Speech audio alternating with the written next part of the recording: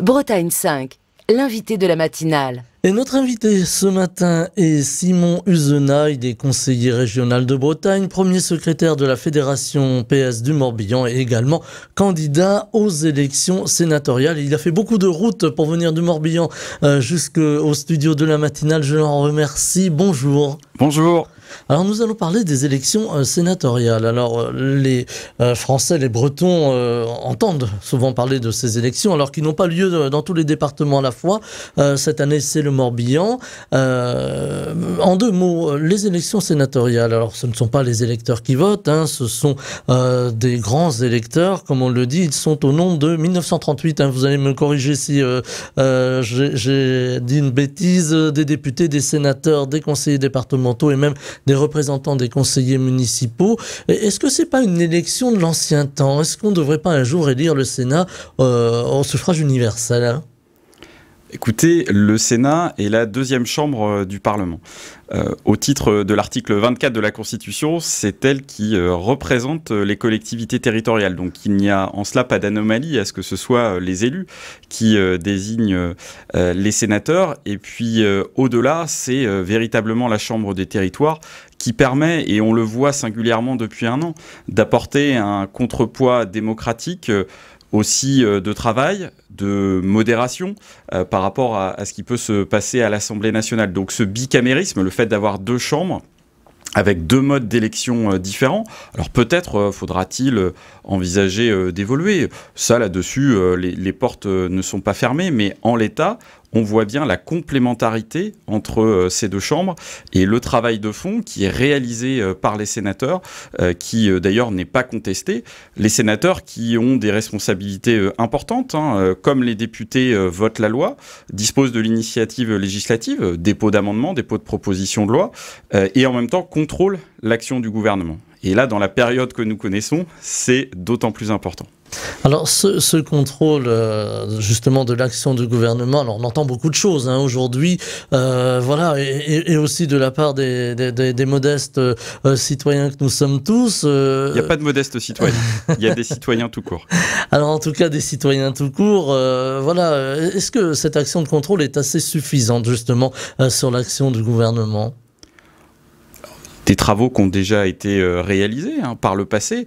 Alors là, il faut le reconnaître aussi du côté de l'Assemblée nationale, mais encore une fois, le Sénat, sur un certain nombre de sujets, je pense à un rapport récent sur le sujet de l'eau, de la qualité de l'eau, de la quantité en eau, après l'été de sécheresse en 2022, et à nouveau, même si la Bretagne a été moins touchée, l'été 2023 qui va être le plus chaud jamais enregistré sur notre planète. Ces travaux de fond, là, sont extrêmement utiles. Alors ensuite, il appartient aux sénateurs, aux groupes politiques qui disposent d'un droit de tirage, de pouvoir exercer cette mission de contrôle. Alors, ça peut prendre la forme d'une mission d'information, d'une commission d'enquête, de questions orales, questions écrites aussi au gouvernement, mais on le voit bien face aux annonces diverses et variées. On l'a vu à l'occasion de la réforme des retraites, qui était une réforme injuste et brutale. Le gouvernement a multiplié les annonces. Les parlementaires ont exercé leur droit de suite, comme on dit, et ont bien démontré que la réalité était très différente. Et c'est important pour éclairer nos concitoyens. Et les sénateurs, même s'ils sont élus par les élus locaux, ont un rôle important à jouer pour nos concitoyens parce qu'ils examinent l'ensemble des textes de loi qui les concernent au quotidien. Alors les sénateurs, on les voit comme de vieux messieurs un peu poussiéreux, qui ne bougent pas beaucoup, qui ne disent pas grand-chose, et finalement on s'aperçoit que le Sénat a un rôle essentiel et se rajeunit d'ailleurs aussi d'année en année. Alors on va parler de ces élections sénatoriales. Vous présentez votre liste Morbihan, territoire de lien. Il y a territoire aujourd'hui, des territoires. Alors c'est un mot que je n'aime pas beaucoup, territoire, parce qu'on y met un petit peu tout et n'importe quoi, mais voilà, il est là. Est-ce qu'aujourd'hui on a besoin des territoires beaucoup plus dans le fonctionnement finalement de l'État, parce qu'on a l'impression que l'État est très jacobin quand même? C'est pas qu'une impression, et c'est singulièrement vrai depuis 2017, et d'une certaine manière c'est assez logique, parce que Emmanuel Macron n'a jamais été élu local, et on le voit dans le fonctionnement de ses gouvernements successifs, des annonces qu'il peut faire. Il a globalement peu de considération pour les corps intermédiaires. On l'a vu au moment de la réforme des retraites pour les syndicats, mais c'est vrai surtout pour les élus locaux. Donc oui, les territoires sont indispensables. Il faut le rappeler, c'est dans notre Constitution, notre République est décentralisée. Il y a des principes constitutionnels importants, comme celui de la libre administration des collectivités locales, qui est affaibli, remise en cause depuis maintenant 6 ans. Et nous considérons de notre côté, dans la liste Morbihan territoire de lien, et territoire au pluriel, ça a beaucoup de sens, parce que c'est reconnaître aussi la diversité des territoires morbihanais, qui ont chacun des atouts, des forces, mais qui font face aussi à des menaces, à des défis à relever. Et cette diversité, nous entendons l'apporter avec mes 4 colistiers, Pascal, Philippe, Sophie et Jean-Charles, qui eux-mêmes sont élus en responsabilité, comme moi, chacun dans ces territoires ruraux, du Nord Morbihan, de l'Est, le centre Bretagne, le Sud plus littoral et urbain. Et toutes ces problématiques-là, demain, les sénateurs qui vont être élus le 24 septembre auront à les porter. Et plus globalement, face aux défis des transitions, évidemment, face à l'urgence climatique, on le voit bien, le niveau local est aujourd'hui le niveau de l'efficacité de l'action publique. Et c'est pourquoi nous appelons à renforcer significativement les moyens dont doivent disposer, selon nous, les collectivités locales, parce que, en particulier sur la transition énergétique, ce sont les collectivités qui peuvent agir et changer effectivement la donne. Alors, je le disais en commençant, Simon Uzenat, vous êtes conseiller régional de Bretagne. Là aussi, c'est un territoire, la Bretagne. Souvent, on entend dire, en tout cas, on entend un appel de beaucoup de citoyens qui disent, voilà, il faudrait plus d'autonomie pour la Bretagne, il faudrait plus de moyens aussi. Est-ce que le Sénat a son rôle à jouer, justement, à ce niveau-là aussi, au niveau des régions ? Totalement. Totalement, et d'ailleurs nous l'évoquons aussi dans notre programme. Sur le sujet de la différenciation, là aussi il y a des discours de la part de certains ministres, de certains responsables nationaux de la majorité présidentielle relative à l'Assemblée nationale. Mais nous voyons bien que dans les actes, cela ne se voit pas ou très peu. Or, tous les territoires en France ne sont pas identiques. Et il faut que nous parvenions à faire évoluer le logiciel. Et là, le Sénat peut y contribuer à démontrer que l'égalité républicaine ne suppose pas l'uniformité républicaine. Et c'est même plutôt l'inverse. Parce que les territoires sont différents, les besoins sont différents, les nécessités d'agir aussi peuvent varier. Et donc oui, la Bretagne est en pointe sur ce sujet, d'une part d'autonomie, de différenciation sur un certain nombre d'enjeux. Et oui, les sénateurs, à partir du 2 octobre, devront s'emparer d'urgence de ces sujets. On peut penser par exemple à la question de la mobilité. Aujourd'hui, la région Bretagne, qui est chef de file, comme les autres régions, sur ce sujet des mobilités... Très novatrice dans la mobilité, je dirais. Exactement. Peut mieux faire, mais très novatrice. Alors, elle fait beaucoup. Le problème, c'est, quand vous dites peut mieux faire, c'est qu'en fait, elle a peu de moyens. Elle a peu de moyens et elle a des ressources qui sont déconnectées non seulement de ses compétences, mais surtout des ambitions qu'elle se fixe. C'est-à-dire que les uns et les autres, notamment au niveau national, on est d'accord pour dire qu'il faut décarboner les mobilités, donc renforcer les dessertes ferroviaires, développer les transports collectifs. Mais tout cela coûte de l'argent. Lors d'une session il y a quelques mois, nous avons voté l'achat de 6 rames de trains supplémentaires. 6 rames de trains supplémentaires, c'est plus de 100 millions d'euros. Pour l'instant, alors les négociations se poursuivent, mais le contrat de plan État-région sur le volet mobilité entre l'État et la région Bretagne prévoyait, là, au départ, donc a priori les choses vont évoluer, mais 189 millions d'euros jusqu'en 2027. Donc sur toutes les mobilités, sur tout le territoire régional. Quand le seul achat de 6 rames, c'est plus de 100 millions d'euros. Donc nous disons qu'il faut mettre les moyens en cohérence avec les discours. Et puis au-delà, on le voit bien, aujourd'hui, les recettes de la région sur le sujet des mobilités et sur les autres, celles sur lesquelles elle a la main, c'est la taxe sur les cartes grises et ce qu'on appelait avant la TICPE, donc la taxe sur l'essence.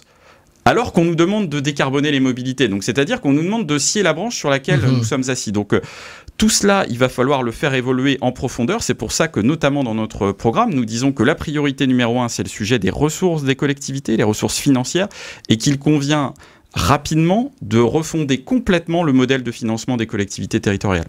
Alors dans votre programme, il est très conséquent, 80 propositions, on ne va pas toutes les énumérer ici parce que nous n'aurions hélas pas le temps de le faire. Moi j'ai retenu cette proposition de remise en place de l'impôt sur la fortune. Est-ce qu'il est temps de remettre en place cet impôt? Est-ce qu'on aurait d'ailleurs dû le supprimer? Absolument pas. Absolument pas, mais nous le voyons bien, là aussi, le président Emmanuel Macron, ses gouvernements successifs, ont pris des décisions, ont fait des choix qui conduisent globalement à favoriser toujours les mêmes, c'est-à-dire celles et ceux, aussi bien les ménages que les entreprises, qui ont déjà beaucoup. La suppression de l'impôt de solidarité sur la fortune était une erreur au plan de la justice sociale et fiscale, était une erreur sur les finances, évidemment, de l'État, parce que l'endettement a explosé. Alors, évidemment, on va faire la part des choses avec la crise sanitaire, mais au-delà, sur les 2 mandats d'Emmanuel Macron, les chiffres là sont sans appel. D'ici 2027, si l'on suit les prévisions du gouvernement, la puissance publique dans son ensemble se sera privée de près de 600 milliards d'euros de recettes. Or, nous le voyons bien, sur l'urgence climatique, sur l'urgence sociale, sur la nécessité de redonner des moyens d'action et du pouvoir d'agir aux élus locaux, ce qui passe nécessairement par les finances, il faut des moyens. Et ces moyens, il faut aller les chercher dans la justice, c'est-à-dire mettre à contribution celles et ceux qui le peuvent en fonction de leur capacité contributive.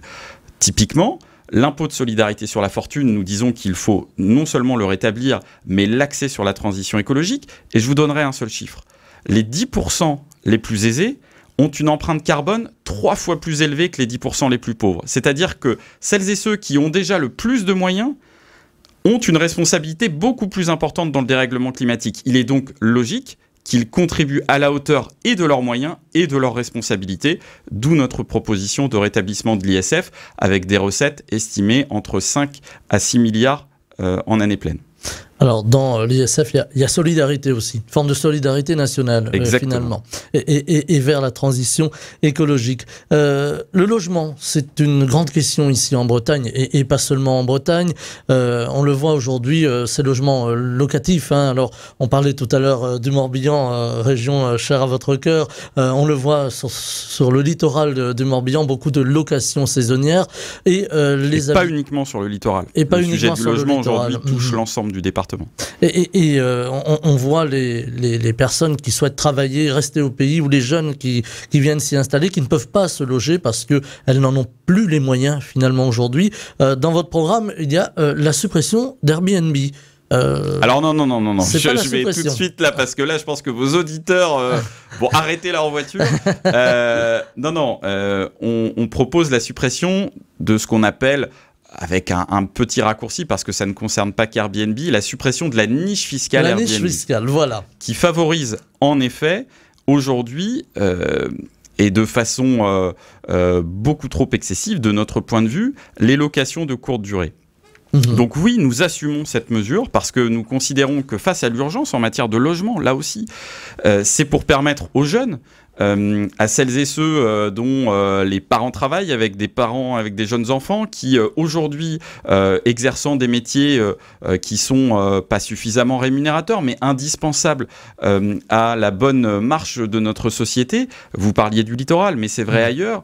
Quand vous avez des retraités aisés, et nous sommes heureux évidemment de les accueillir, mais qui arrivent sur un territoire, évidemment ils vont avoir besoin de professionnels de santé, ils vont avoir besoin de service à la personne, ils sont attachés, et c'est bien normal aussi, au bon fonctionnement des commerces. Si je prends simplement ces exemples-là, tous ces métiers-là sont indispensables parce que, et au-delà, nous avons besoin aussi de salariés dans l'économie productive, en particulier dans l'industrie. Cet équilibre-là nécessite que ces personnes qui travaillent dans ces différentes entreprises puissent habiter à proximité, dans un contexte où on veut réduire les mobilités subies et où on veut surtout réduire l'empreinte carbone collective de notre modèle. Donc, pour tout cela, on ne peut pas dire à ces jeunes, en particulier les jeunes, parce que ce sont eux les plus visés, allez habiter à 40, 50, 60 km, faites l'aller-retour tous les jours, payez votre prix d'essence plein pot, ça ne fonctionne pas. Donc, ils ne viendront pas d'ailleurs, finalement. Exactement, et les conséquences en chaîne, c'est des menaces, et que l'on voit déjà sur nos services publics, des écoles, des classes en tout cas qui peuvent fermer, c'est la mixité sociale et générationnelle, c'est la vitalité de nos centres-villes, de nos centres-bourgs, c'est le dynamisme aussi de nos associations. Donc l'enjeu dépasse très largement celui simplement du logement. Mais c'est la raison pour laquelle aujourd'hui, face à l'urgence, la main de la puissance publique ne doit pas trembler et prendre des décisions qui, oui, susciteront probablement quelques mécontentements. Mais c'est une question d'équilibre et de justice. La suppression de la niche fiscale Airbnb, c'est pour dire que la priorité doit être donnée à la location longue durée, de façon très claire, en apportant les garanties qui vont bien, qui méritent sans doute d'être renforcées à destination des propriétaires, parce que certains nous disent oui, mais si je tombe sur un mauvais locataire, que le bien est dégradé, etc., il faut l'entendre. Mais chacun doit prendre sa part et ne pas oublier que sur le sujet, par exemple, des résidences secondaires, notre responsabilité est collective. La majorité des résidences secondaires, aujourd'hui, sont propriétés de Bretons. Donc, à chacun de s'interroger et de voir quelle part il doit prendre aussi dans cet effort collectif. Nous, en tout cas, nous considérons que cette question de justice d'équilibre, elle passe par la suppression de cette niche fiscale. Elle passe aussi, de façon très importante, ça rejoint le sujet des moyens des collectivités, donner des ressources aux collectivités pour qu'elles puissent garantir une part significative de maîtrise publique du foncier. Parce que dans le contexte du zéro artificialisation nette, le foncier devient le bien stratégique par excellence. Et donc, il faut que les puissances publiques, les communes en particulier, puissent garder la main non seulement sur l'aménagement de leur territoire, mais aussi sur le caractère accessible des logements sur le temps long. Parce qu'aujourd'hui, quand vous avez une puissance publique qui investit de l'argent pour rendre accessible un logement à l'instant T, quelques années plus tard, la famille qui l'a acquis, ce bien, peut décider de le revendre aux conditions du marché. Et donc, auquel cas, c'est perdu, parce que ce bien-là ne redeviendra pas accessible. D'où les moyens supplémentaires qu'il convient de mettre en faveur des bailleurs sociaux pour développer le logement locatif social, en faveur des offices fonciers solidaires pour les baux réels solidaires, qui permettent d'être propriétaires pour notamment les familles des classes moyennes, à des prix inférieurs au prix du marché, tout en garantissant le caractère accessible du logement. C'est un enjeu absolument majeur. Alors, il nous reste, trois petites minutes. Je parle sous le contrôle de mon réalisateur. J'aurais voulu parler aussi des élus. On dit aujourd'hui, les élus sont un peu démunis. On leur enlève beaucoup de prérogatives. Vous, au contraire, si j'ai bien suivi votre programme, vous souhaitez redonner plus d'autonomie aux élus et surtout plus de pouvoir. Ils en manquent de pouvoir aujourd'hui, des élus ? Alors, notre projet, très clairement, c'est de redonner du pouvoir d'agir aux élus. Alors évidemment, ça passe par un certain nombre de prérogatives, mais on le voit bien, ce pouvoir d'agir, depuis maintenant plusieurs années, est entravé par une complexité administrative, normative, qui ne cesse de croître. Et on voit d'ailleurs des maires qui jettent l'éponge parce que bien sûr. Ils en ont, pardonnez-moi le terme, mais ils en ont marre, quoi. Ils sont fatigués. Mais c'est tout à fait ça, tout à fait ça. Je rencontre tous les jours de nombreux maires du département.